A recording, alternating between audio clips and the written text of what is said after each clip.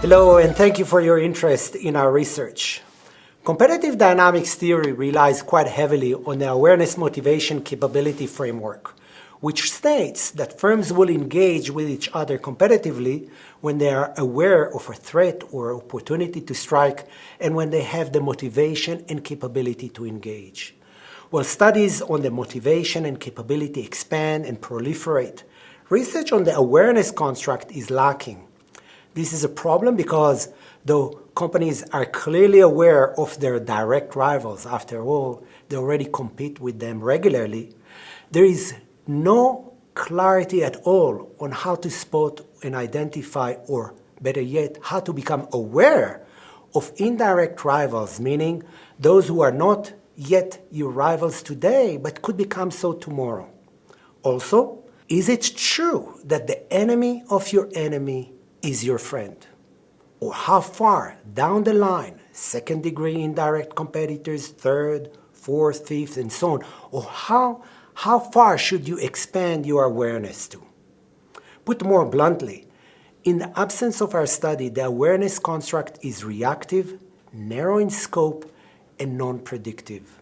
Now, our study is also essential because as markets converge and industry boundaries blur, rivalry is becoming more dynamic.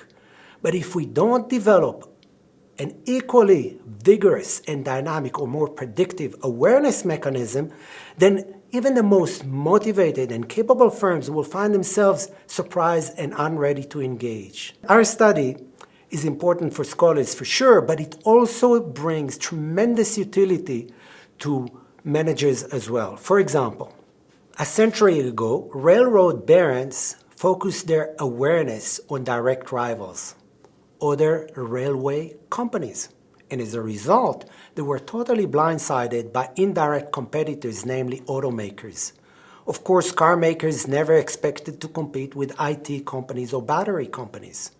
The same applies to digital cameras, which didn't expect to compete with smartphones, who then blindsided MP3 players, credit cards, radios, GPS companies, and everything paper, maps, bank statements, notebooks, etc.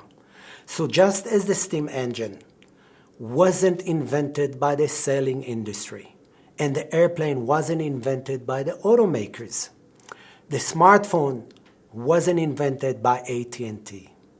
The point that we're making is that each one of those tectonic shifts came gradually and often from industry outsiders. And when we are unaware and have no modality to profile indirect competitors, then we can't anticipate hostile encounters, or better yet, avoid displacements altogether. Returning to our research, we make several contributions, and here is a short recap. First, as we noted, in the past, the awareness construct was inert and non-predictive. So to address this problem, we used 10 years of data on over 15 million observations related to more than 140,000 hostile encounters across many industries. Also because competition is fraught with interdependent actions and counteractions, we used a sophisticated statistical technique called exponential random graph models. And to that end, we made the awareness construct highly discerning and predictive. Second, by rejecting a market or industry view and taking instead an arena or ecosystem view, essentially to afford the detection of cross-industry movement, we discovered 4 awareness cues that together triangulate and define what we call the hostility profile. This is important because now scholars and managers can, for the first time, use this hostility profile as a dashboard or a radar to spot indirect competitors and even segment them well before they become direct rivals. So here are the 4 cues that define and triangulate the hostility profile. At the firm and dyad levels, diversification and asymmetric pressure or differential exposure to competitive forces are reliable cues for predicting competitive encounters.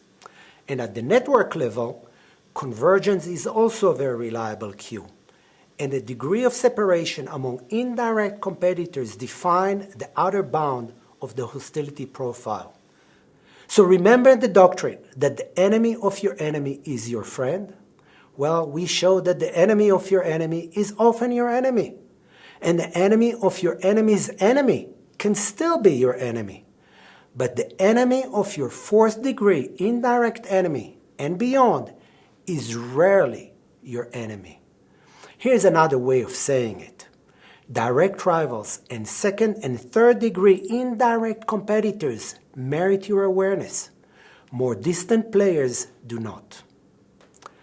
Now, our study is really challenging several dogmas that slow progress in competitive dynamics research. First, we show that an arena or ecosystem view, not industry or market view, assists greatly in predicting cross-industry movement and hostility. Second, the use of firm, dyad, network levels of analysis together is needed to foresee that movement and to triangulate competitors. And finally, we can segment indirect competitors, and because of that, we can spot them even before hostility ensues. So the discovery of the 4 awareness cues and the development of the hostility profile made the awareness construct finally predictive. So now you can tell which indirect competitors today you might encounter tomorrow. Thank you for watching our video, and we can't wait to learn about your own research in this area.